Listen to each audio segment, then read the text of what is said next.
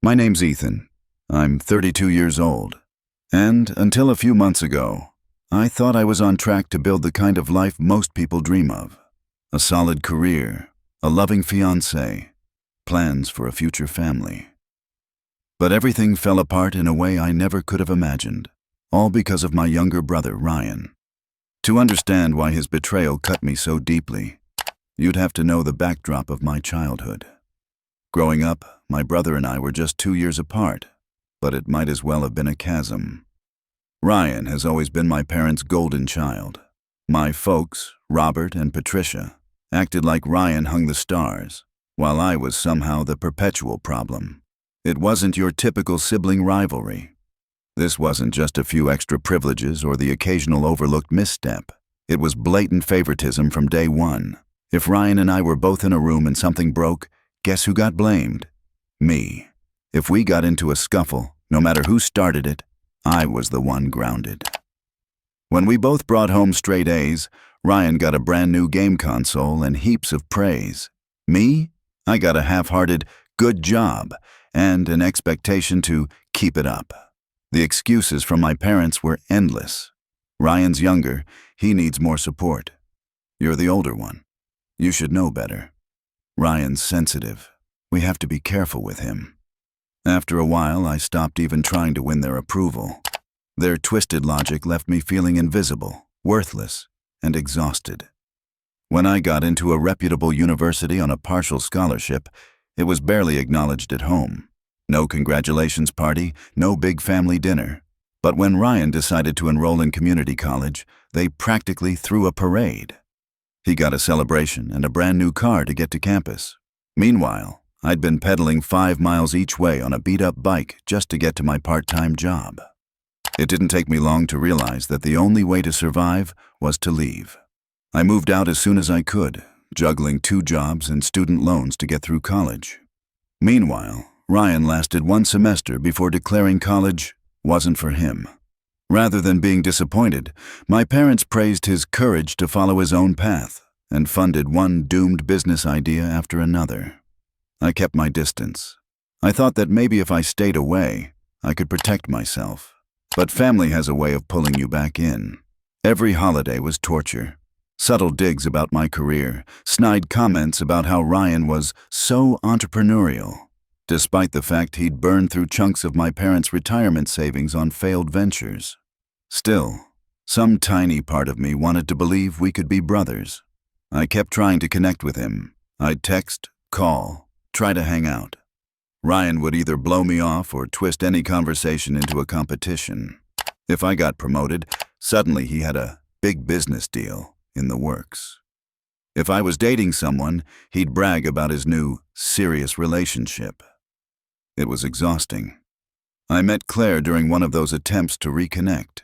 She was a friend of one of Ryan's short-term girlfriends. I remember the night we met. Claire was stunningly beautiful, intelligent, quick-witted, and genuinely kind. For the first time in a long time, I felt seen. Claire and I started dating, and for once, life seemed hopeful. We moved in together after about a year, and everything felt solid. We both had good jobs. We talked about traveling, buying a house, maybe kids down the line. My parents, of course, were skeptical from the start. Patricia would make passive-aggressive comments about how Claire was out of my league, or ask, "What does she even see in you?" Ryan's reaction was different. He suddenly became intensely curious about my life. He'd ask endless questions about Claire, what she liked, what made her laugh, what our relationship was like. At the time, I thought it was progress. I was so desperate for him to finally be the brother I wanted that I ignored the warning bells. If I'd known then what was coming, I would have run as far away as I could. But I didn't. Instead, I kept hoping for the best, completely unaware that the worst betrayal of my life was already in motion. My relationship with Claire turned out to be the happiest period of my life, or so I believed. After moving in together, things felt like a real partnership. We both worked hard, shared responsibilities, and found joy in the simple stuff. Cooking dinner side by side, watching movies curled up on the couch, taking long weekend road trips just to try new restaurants or explore hiking trails. Claire made me feel like I was worth loving. I started to believe that maybe the chaos of my childhood hadn't permanently ruined me. For the first time, I envisioned a stable future, a loving partner, maybe kids someday, a home that felt truly mine. About 3 years into dating, I decided to propose. It wasn't some elaborate spectacle, just a quiet dinner at home, candles flickering, the scent of garlic and rosemary from the pasta we'd cooked together. I poured my heart out in a speech about how she was the first person who'd ever made me feel like I mattered. Claire said yes, tears sparkling in her eyes, and we spent the rest of the night wrapped in each other's arms, drunk on relief and hope. We agreed on a long engagement. There was no rush. We wanted time to save for a nice wedding and start planning for a down payment on a house. Everything seemed so perfect that sometimes I caught myself waiting for the other shoe to drop. When we shared the engagement news with my family, the reactions were as predictable as they were disappointing. Patricia gave us a thin smile and chirped, "Oh, how nice," in a tone that screamed disapproval. Robert barely looked up from the TV, mumbling, "Good luck with that," as though I'd just announced I was buying a used car, not getting married. Ryan, however, had the strangest reaction of all. He congratulated us with a grin that didn't reach his eyes, a grin that felt predatory. He hugged me, slapped me on the back, and said, "I hope you know what you're doing, big bro." I laughed it off, brushing aside the uneasy twist in my gut. The next year was a blur of wedding planning and job stress. Both Claire and I were working long hours, trying to stash away every extra dollar for our future. I assumed it was normal for couples to have some distance during stressful times. We weren't connecting like we used to, but I told myself it was temporary. But then little things started happening. Claire was glued to her phone more often, texting and smiling at messages from work friends I'd never heard of. She'd go out for drinks with colleagues and come home hours later, smelling faintly of expensive cologne and wine. When I'd ask who she'd been with, she'd brush me off, insisting it was harmless. I remember one night in particular. She'd come home late, her cheeks flushed, hair slightly mussed. I asked gently if everything was okay, and she snapped at me that I was being controlling. I backed off, afraid of pushing her further away. I wanted to trust her. I loved her. And in the back of my mind, I kept thinking maybe I was projecting my family issues onto my fiancée, seeing betrayal where there was none. I was determined not to let paranoia destroy the one good thing I'd managed to build for myself. About 4 months before everything exploded, Claire started acting increasingly distant. She seemed irritable, exhausted, and nauseous all the time. At first, I thought maybe it was stress from work or the wedding planning. But then a tiny seed of hope sprouted in my chest. Maybe she was pregnant. We hadn't been actively trying, but we talked about kids in the future. The idea excited me. I started researching nursery paint colors, baby names, and how to support her through morning sickness. One night, after she'd been particularly quiet at dinner, Claire sat me down. Her hands trembled as she wiped tears from her cheeks. I felt my pulse speed up, certain she was about to tell me we were having a baby. Instead, she said 5 words that shattered my world. "I'm pregnant. It's not yours." I couldn't process it at first. My brain kept rejecting the words. It was like static roaring in my ears. I managed to croak, "Whose is it?" And when Claire whispered, "Ryan's," the room spun so violently that I had to grip the table to keep from falling.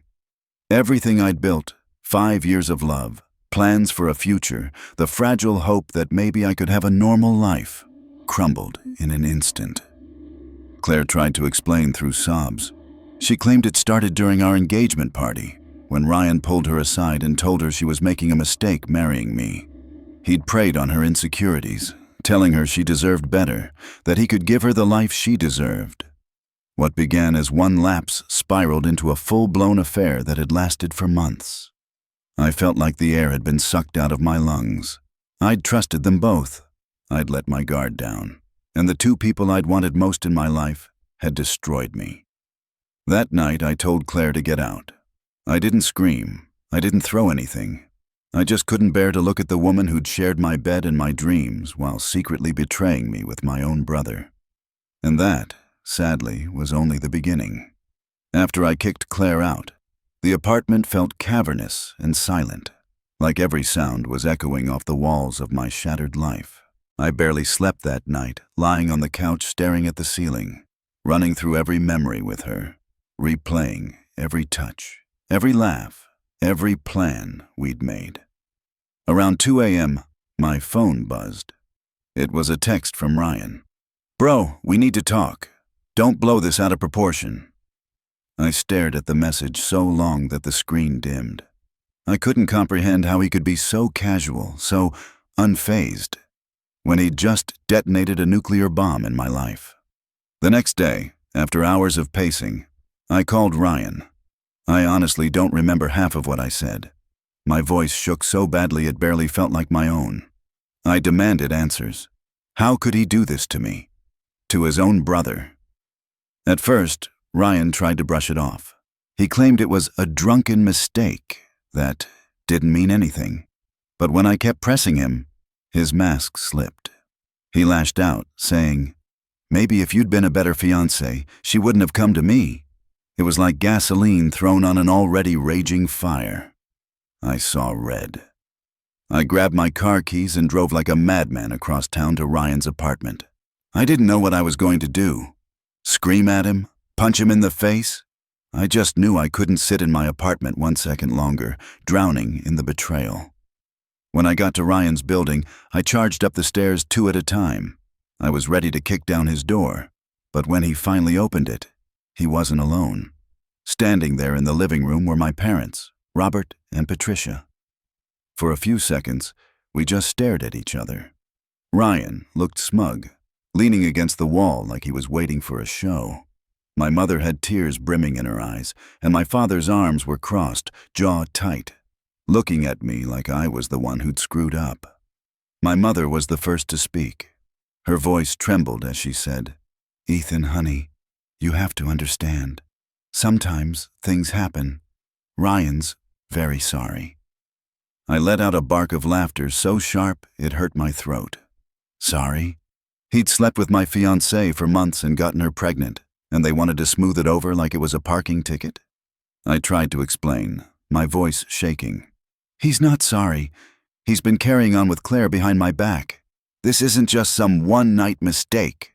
But my mother cut me off, holding up her hands like she was scolding a child.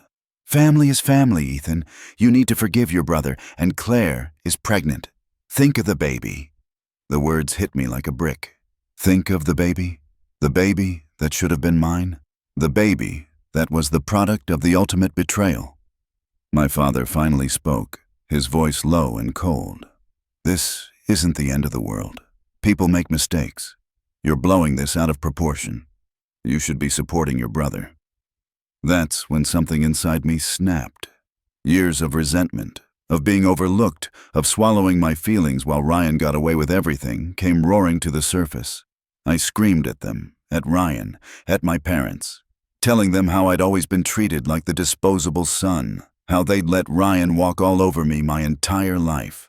I turned on Ryan and shouted that as far as I was concerned, he was dead to me. I said he wasn't my brother anymore, that he destroyed the only good thing I had. My mother started crying, wailing that I was tearing the family apart. My father just glared at me like I was a disappointment. But I couldn't listen anymore. I stormed out, slamming the door so hard the picture frames rattled. I drove for hours, with no destination in mind. The city lights blurred into streaks as I sped through the empty streets, adrenaline pumping, fists clenched around the steering wheel. I ended up in some deserted parking lot, sitting in my car until the sun started to rise. When I finally dragged myself back home, my phone was blowing up. Dozens of missed calls and texts. Claire begging for another chance.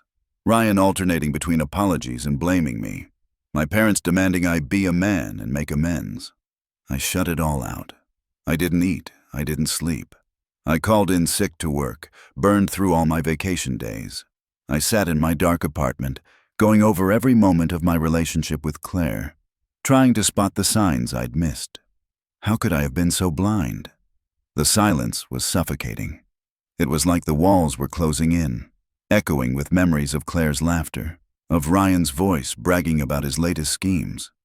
Every time I closed my eyes, I saw Claire's tear-streaked face, whispering, "It's Ryan's." And the worst part was realizing that, despite everything, my family would always choose Ryan over me, no matter what he did.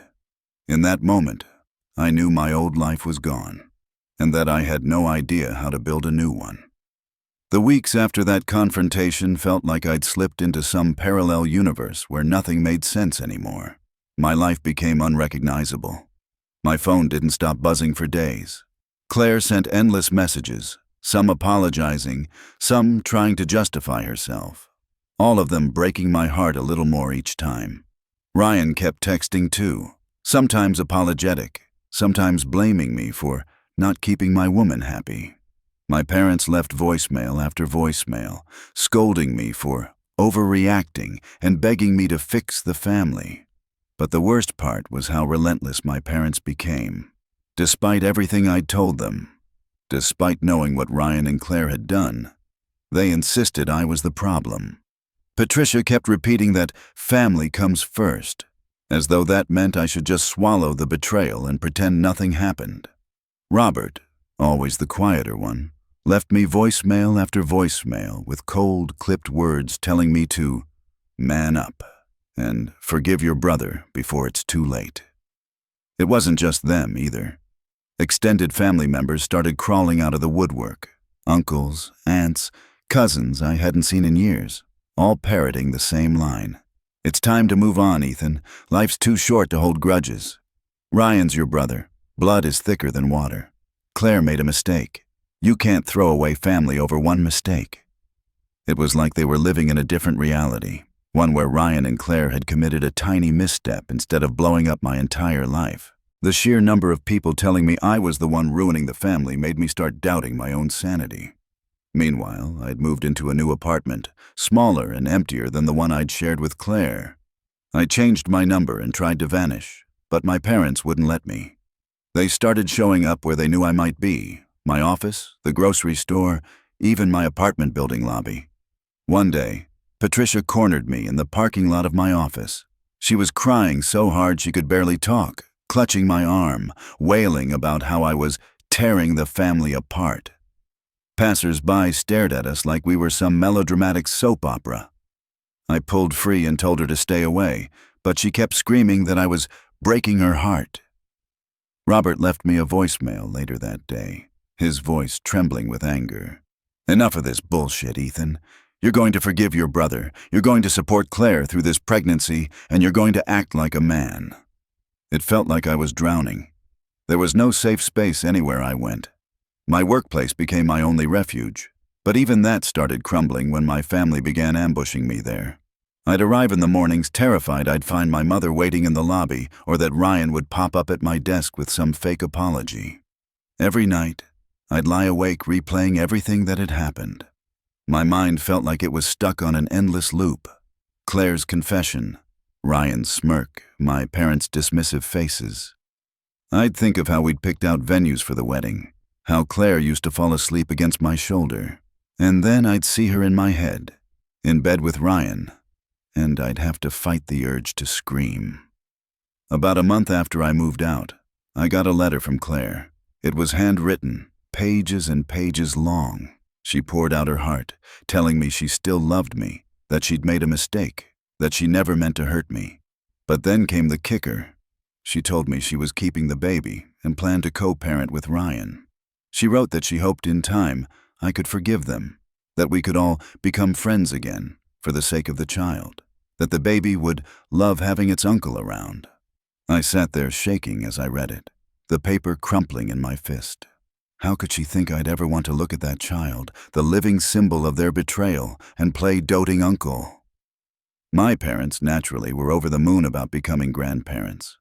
Suddenly, all the awful things they'd once said about Claire not being good enough for me were forgotten. Now they spoke of how wonderful she was for giving them a grandchild. The hypocrisy made me want to vomit. Part of me thought about leaving the state entirely, changing my name, starting somewhere no one knew me. But another part burned with anger, wanting to stay and force my family to see how twisted their priorities were. I felt torn between escape and vengeance, unable to decide which would finally bring me peace. Meanwhile, friends started drifting away. Some thought I should be the bigger person and reconcile. Others were uncomfortable with how messy my life had become. A few stuck around, but even they seemed unsure how to help. I felt lonelier than I'd ever been in my life. One thing became crystal clear. Whatever illusions I'd clung to about family loyalty were gone forever. Ryan was no longer my brother. Claire was no longer my fiancée. And my parents? They'd chosen their golden child over me one final time. But even as everything fell apart, some stubborn piece of me refused to let them win. I wasn't sure what my next move was, but I knew one thing. I was done being the family's scapegoat.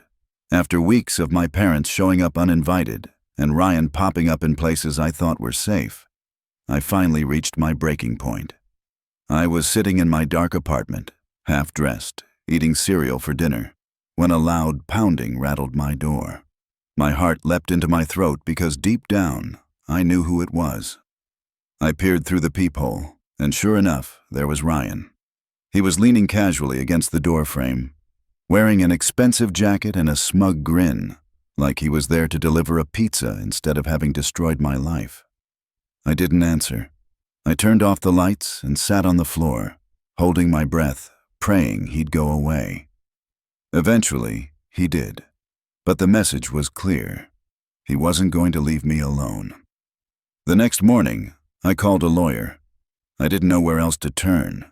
I felt humiliated even explaining my situation, how my own brother had gotten my fiancée pregnant, how my parents were harassing me to forgive and forget, how Ryan kept stalking me at work and at home. But my lawyer listened carefully and nodded like this wasn't the strangest thing he'd ever heard. He told me I had grounds for a restraining order, not just against Ryan, but potentially against my parents as well. The thought of taking legal action against my own family made me feel sick, but I didn't see any other way to reclaim my life. So we filed. The paperwork alone felt like reliving the entire nightmare. Every line asked me to recount specific details. Every page forced me to dredge up moments I desperately wanted to forget. When the court date arrived, I thought it would be quick and straightforward. I was naive.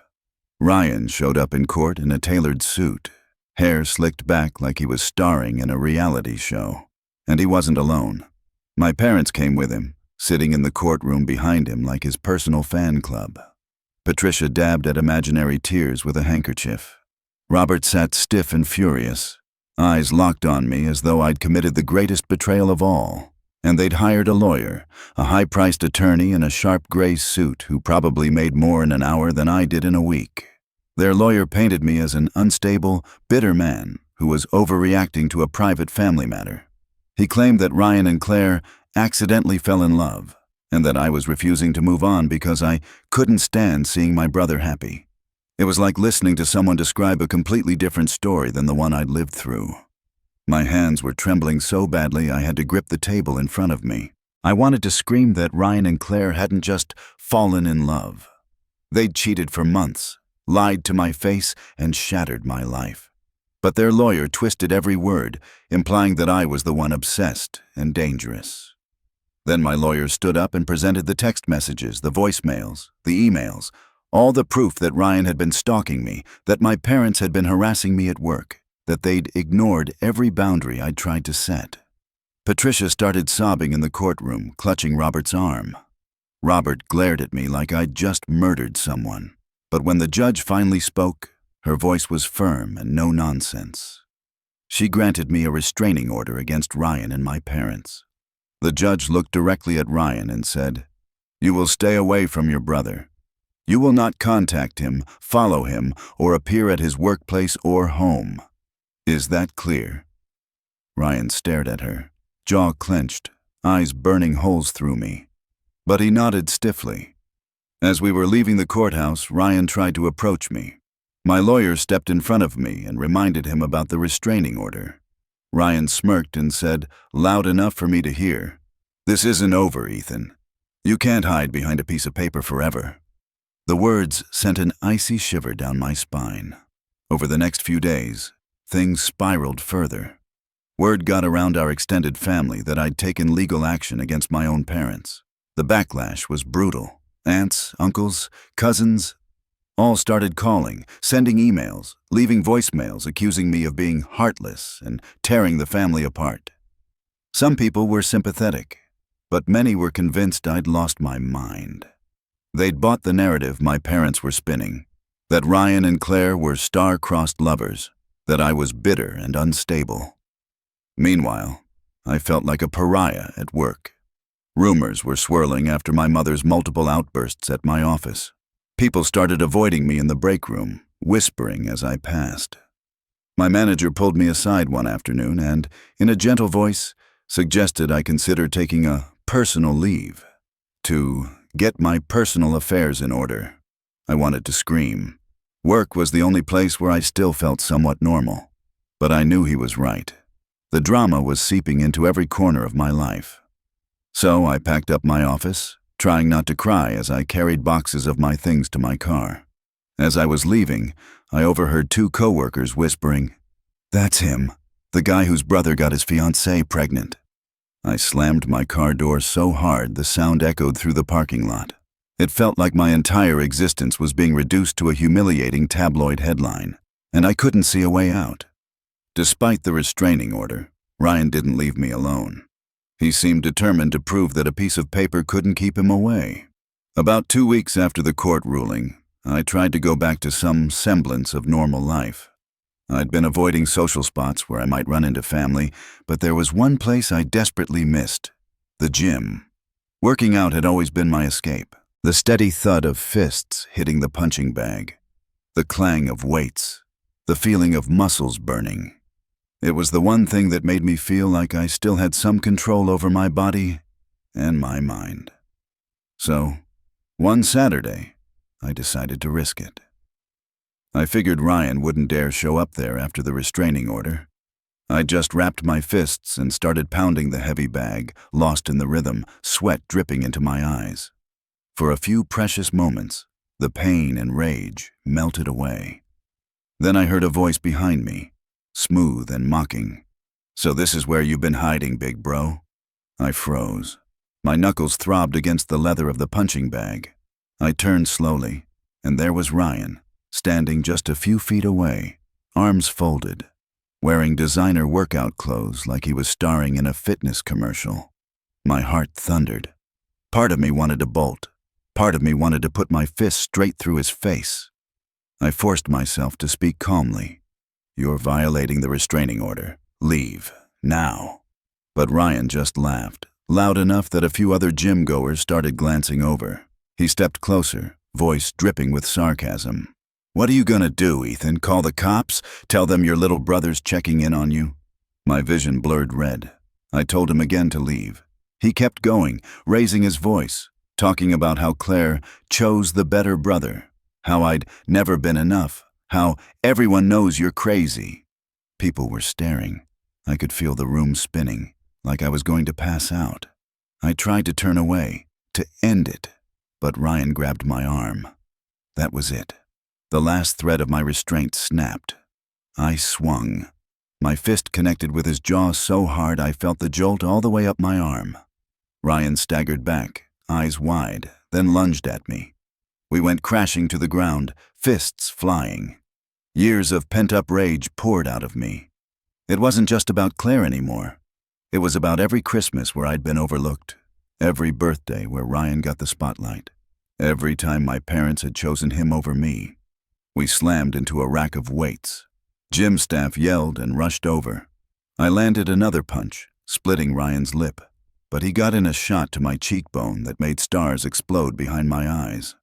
Finally, 2 trainers pulled us apart. My chest heaved. Ryan's nose was bleeding, staining his shirt. My face throbbed, and my knuckles were raw and swollen. The gym manager, face pale, barked at us both. "Get out, you're banned, for life." As I stumbled out, adrenaline still coursing through me, I knew I'd just made everything 10 times worse. I barely made it home before my phone rang. I didn't recognize the number, but I answered anyway. Big mistake. It was Claire. Her voice was shrill with panic. "Ethan, how could you do this? Ryan's nose might be broken. He might need surgery." I let out a short, humorless laugh. "Oh, poor Ryan. I'm so sorry your boyfriend's face is messed up after he violated a court order to harass me." Claire started sobbing, rambling about how stressed she was, how the baby could feel all the tension. I hung up mid-sentence and blocked her number again. The next day, my lawyer called. His voice was calm but tight. "We've got a problem. Ryan's pressing charges for assault." I explained that Ryan had violated the restraining order. My lawyer sighed. "I believe you.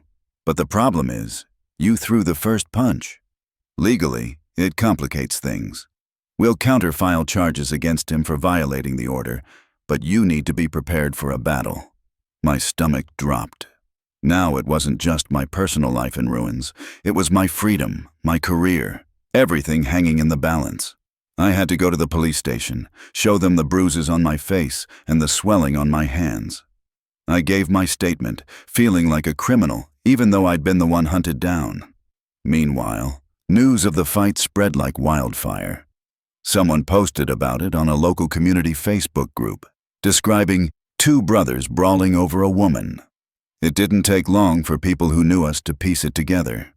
My phone exploded with messages, some from people telling me I'd done the right thing, others calling me violent and unstable. Even the gym issued an official ban letter to both of us. That place had been my safe space. Now it was another casualty of this nightmare.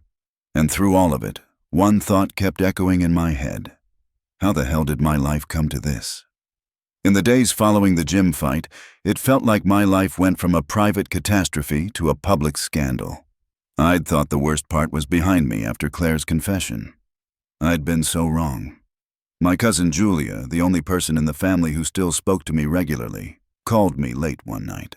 Her voice was hushed, like she was afraid someone might overhear her. "Ethan, you need to know what's going on. Your parents. They're telling everyone you're having a mental breakdown." My blood ran cold. Julia explained that Robert and Patricia were calling relatives, friends, even old neighbors, spinning a new narrative. According to them, Ryan and Claire hadn't even started their relationship until after Claire and I amicably split. They were telling everyone I was an obsessive ex who couldn't let go, who was jealous of my brother's happiness. I felt like I was losing my grip on reality. How could my own parents lie so easily, rewriting the truth to paint me as unstable? Julia told me some family members weren't buying it. Others, though, were already siding with my parents. The story sounded cleaner to them, less messy than the truth. They preferred to believe I was overreacting than face the ugliness of what Ryan and Claire had actually done.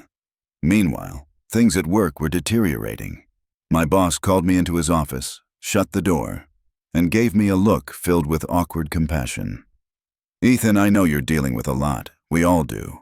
But the reality is, people are talking. Clients are asking questions. Your mother showing up here, the rumors, the fight at the gym. It's getting harder to keep this private." I wanted to melt into the floor. Work had been my last sanctuary. Now even that was tainted. He sighed heavily, rubbing his temples. "I'm not firing you. You're a valuable employee. But I think it would be best, for you and for the company, if you took a leave of absence. Let things cool down." I tried to argue. Work was the only thing keeping me semi-sane, but he was firm. "Paid leave," he assured me.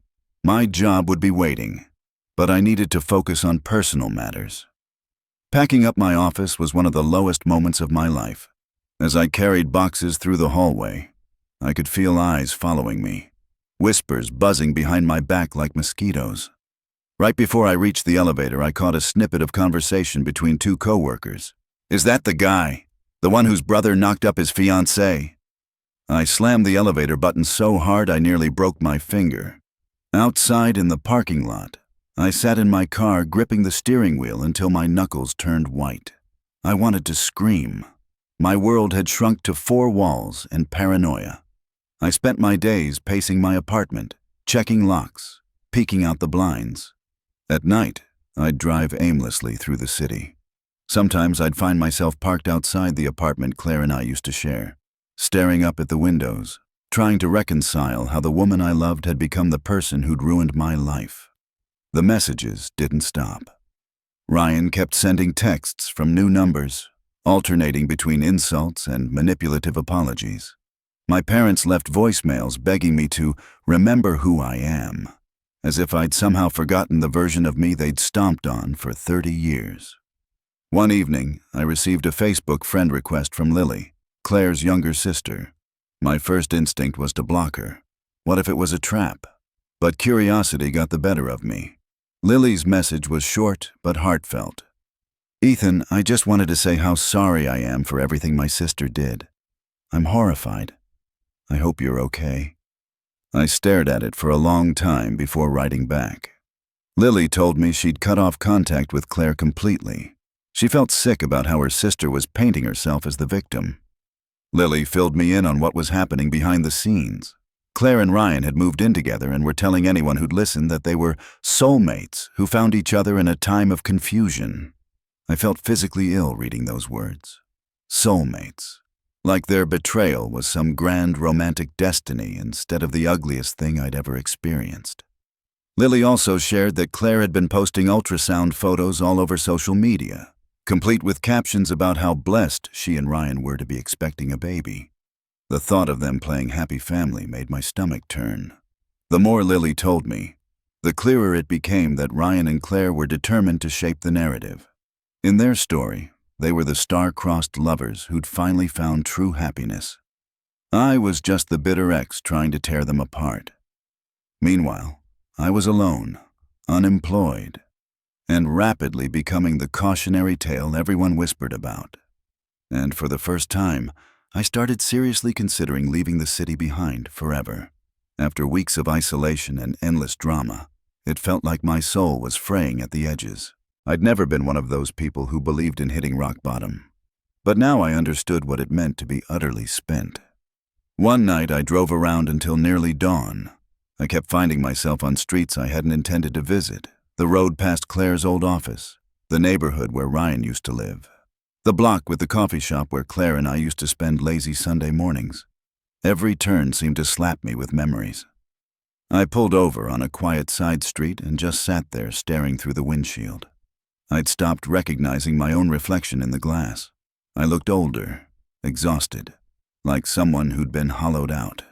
Despite my restraining order, my family's attempts to pull me back in hadn't let up. My mother, Patricia, kept ambushing me in public places. One afternoon, I was walking into a grocery store when she leapt out from between two parked cars, clutching a photo album. "Ethan, please, just look at these. Remember how close you and Ryan used to be?" She flipped open the album right there in the parking lot, showing baby photos of me and Ryan splashing each other in a kiddie pool. My stomach twisted. I couldn't stand to look at the images, as though they belonged to some other family entirely. When I told her to leave, she started wailing, drawing stares from passers-by. She shouted that I was destroying the family, that I'd regret cutting off my brother and my future niece or nephew. I finally hissed, "If you don't leave me alone, I'll call the police." She recoiled like I'd slapped her, then burst into fresh sobs. Back at home, I found a letter slid under my door. It was from Robert, my father. He'd scrawled a note in sharp, angry handwriting. "Family is everything. Don't throw yours away over a woman." As though Claire was just some random woman and not the person I'd once planned to spend my entire life with. Meanwhile, my cousin Julia kept feeding me updates on the family's gossip machine. She told me that my parents were now claiming Ryan and Claire didn't even start dating until after Claire and I mutually ended things. It made me feel sick. They were rewriting history so that they didn't have to admit Ryan had betrayed me. And the thing that hurt most was how many people believed them. It was easier for everyone to swallow a cleaned-up version of events than admit my family was as dysfunctional as it really was. Every time I thought it couldn't get worse, it did. Claire's social media presence was becoming more brazen. Lily, her sister, kept sending me screenshots. Claire had posted ultrasound photos, gender reveal hints, and captions like, "Through the storm, we found each other. Our little miracle proves love always wins." Love always wins. The hypocrisy made me want to punch a wall. I knew rationally that the baby was innocent, but emotionally, I couldn't separate that child from the betrayal that had shattered my life. The idea of being an uncle to Ryan and Claire's baby was unbearable. Every time my parents mentioned it, I felt like I was going to throw up. One night, after too many beers, I did something stupid. I logged onto Facebook and scrolled through comments under a local community post that referenced two brothers fighting over a woman at the gym. People were arguing about who was at fault. Some were sympathetic to me. Others called me unhinged, saying I should just let it go. I read until my vision blurred. Then, in a burst of rage, I hurled my phone across the living room. It smashed against the wall and fell to the carpet. Screen cracked into a spiderweb of glass. That was the night I realized I couldn't keep living like this. I began looking at my company's internal job postings. One location kept jumping out at me: Seattle. I'd never been crazy about rain, but at this point, I would have moved to Antarctica if it meant escaping the toxic swirl my life had become. The thought of starting over somewhere new was terrifying and thrilling. Nobody in Seattle would know I was the guy whose brother got his fiancée pregnant. I could reclaim my name, my dignity, my sense of peace. I imagined waking up in an apartment that had no echoes of Claire's laughter, no chance of running into my parents at the grocery store, no risk of Ryan lurking around a corner, ready to smirk and remind me how he'd stolen my life. Still, I felt torn. Part of me wanted to stay, to fight, to prove I wasn't the villain my family claimed me to be. But another part, the exhausted, beaten-down part, just wanted peace. One thing was certain: if I didn't get out soon, I was going to break completely. The thought of moving to Seattle rattled around in my head for days like a loose screw. Every time I tried to talk myself out of it, another wave of chaos reminded me why leaving was probably my only way to survive. I was in the middle of packing away some boxes of old photos and mementos when I checked my mailbox and found a thick envelope wedged inside. No return address, but I recognized the neat, rounded handwriting immediately. Claire. My first instinct was to toss it straight into the trash, but curiosity got the better of me. I opened it right there in my hallway, half afraid of what I'd find. Inside was a glossy ultrasound photo. A tiny shape floated in a grainy sea of black. My breath hitched. It should have been my baby. Ours. The child I'd once dreamed of having with the woman I loved. Tucked behind the photo was a letter. Claire's words blurred as I tried to read. She wrote about how thrilled she and Ryan were for their baby, how they were meant to be, how they'd discovered real love through a terrible mistake. She said she hoped one day I could forgive them for the sake of the child. And then she ended the letter with the final twist of the knife. "Our baby will be so lucky to have you as an uncle." I felt like I'd been punched in the gut. My vision went red. Before I could think better of it, I stormed into my living room, grabbed my phone, and unblocked Claire's number. My fingers were shaking so hard I nearly dropped the phone. She picked up on the second ring. "Ethan." I didn't let her speak. I let it all out. Months of rage, humiliation, heartbreak. I told her she was delusional if she thought I'd ever be in that baby's life, that she and Ryan deserved each other, and that I hoped they were miserable every single day for the rest of their lives.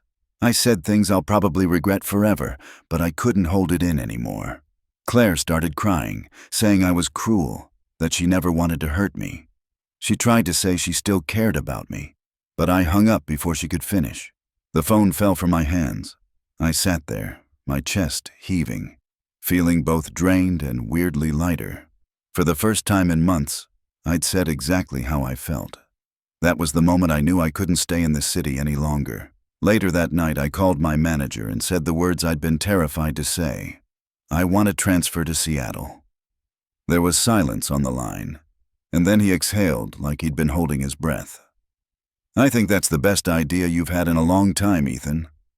By the next morning, it was official. 2 weeks. That's all the time I had to tie up the shreds of my old life.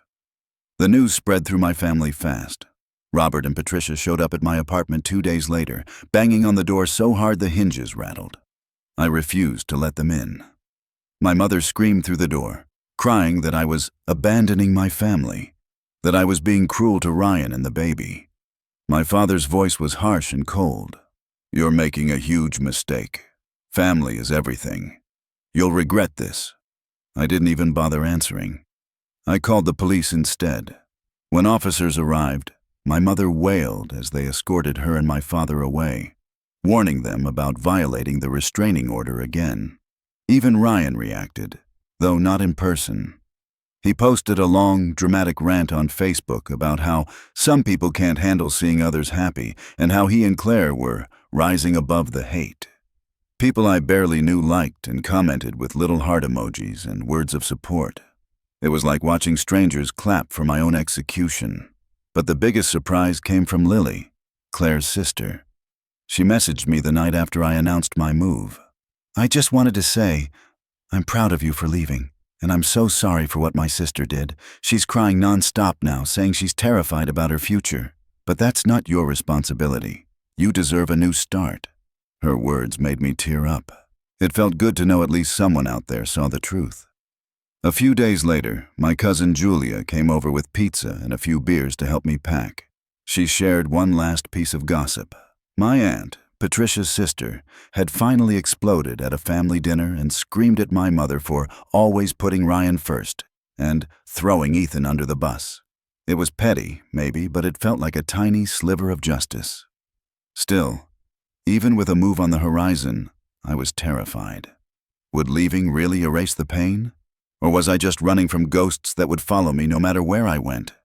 One thing I knew, if I stayed, I'd be swallowed by the toxicity of my family and the whispers of this scandal. Seattle wasn't a perfect answer, but it was hope. And at this point, hope was all I had left. My last week in the city felt like living inside a countdown clock. Each day ticking away toward a life I wasn't sure I was ready for, but knew I desperately needed. I spent those days sorting through boxes, tossing things into piles. Keep, donate, trash. It was shocking how many objects could hold memories sharp enough to cut. A coffee mug Claire gave me one Valentine's Day. A photo frame I'd bought for a picture of us at a friend's wedding. Tickets to a concert I'd never be able to listen to again without feeling sick. By the end, my possessions were stripped down to a few boxes of clothes, my laptop, and some books. It felt like shedding old skin. The day before my move, I got one last visit from Robert and Patricia. They pounded on my door, ignoring the restraining order yet again. I opened the door only because I was tired of hiding. My mother's mascara was streaked down her cheeks. My father looked like he hadn't slept in days. "Ethan," Patricia whispered, voice shaking. "Please, don't go. We can fix this." I folded my arms across my chest. "There's nothing to fix. Ryan and Claire made their choice. You made yours. I'm making mine." Robert's eyes narrowed. "This is family. You're throwing away your own blood." I couldn't help it. I laughed. A hollow, bitter sound. "You threw me away a long time ago." Patricia reached for my arm, sobbing. I stepped back and called the police. As officers arrived and escorted my parents out yet again, my mother screamed over her shoulder, "You'll regret this, Ethan. Family is everything." I closed the door behind them and leaned against it, trembling. That night, I barely slept. I lay in bed, staring at the ceiling, my apartment half empty around me. I kept wondering if I was doing the right thing, or if I was about to make the biggest mistake of my life. But then I thought of Ryan's smirk, of Claire's voice calling me uncle, of the whispers at work, the endless messages from people telling me to be the bigger man, and I knew I couldn't stay. The next morning, Julia showed up at dawn to help me load my car. She hugged me so tight I could barely breathe. "You're brave, Ethan. Don't ever think you're not." As I pulled away from the curb, I glanced in the rearview mirror one last time. For a second, I saw Claire standing there in my mind, waving goodbye. Then I blinked, and she was gone.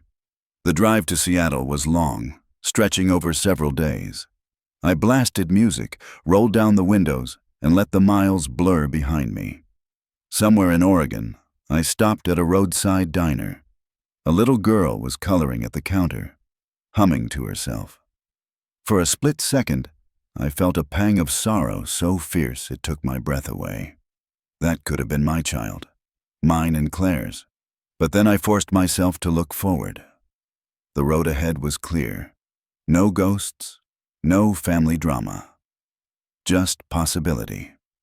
When I finally arrived in Seattle, the city welcomed me with gray skies and gentle rain. I found a small apartment near my new office. The space is modest, but it's mine. No memories clinging to the furniture. No reminders of betrayal in the shadows. My first day at the new office was both terrifying and exhilarating. I kept expecting someone to point and whisper, "That's him, the guy who's brother." But nobody did. Here, I'm just Ethan. No scandal, no drama. Lily still messages me sometimes, sending small updates. Apparently Claire's pregnancy is progressing fine, but she's been struggling emotionally. Part of me feels a flicker of sympathy. Most of me shuts it down. That chapter is over. Julia calls me every few days, making sure I'm eating and not sinking into isolation. She's my lifeline to the family I still claim, the tiny piece of it that hasn't betrayed me. My lawyer assures me the charges Ryan filed against me for assault are unlikely to stick, especially since he violated the restraining order first. We're pressing charges back. The legal battle isn't finished, but it's no longer consuming every waking thought. I've started therapy. It's brutal, peeling back the layers of hurt, but it's helping. For the first time in a long time, I'm starting to imagine a future that might not be defined by betrayal. Some nights, the grief still sneaks up on me. I'll remember Claire laughing, or the way Ryan used to be my partner in backyard adventures as kids, and it hits me how much I've lost. But then I remind myself, I've also gained something. My freedom, my peace, the chance to build a life without people who would rip me apart for their own selfish needs. I don't know if I'll ever fully trust again. I don't know if I'll ever want kids. Those are questions for another time. But I do know one thing. Seattle is my new beginning. And even with the rain falling outside my window, for the first time in a long time, I feel like I can breathe.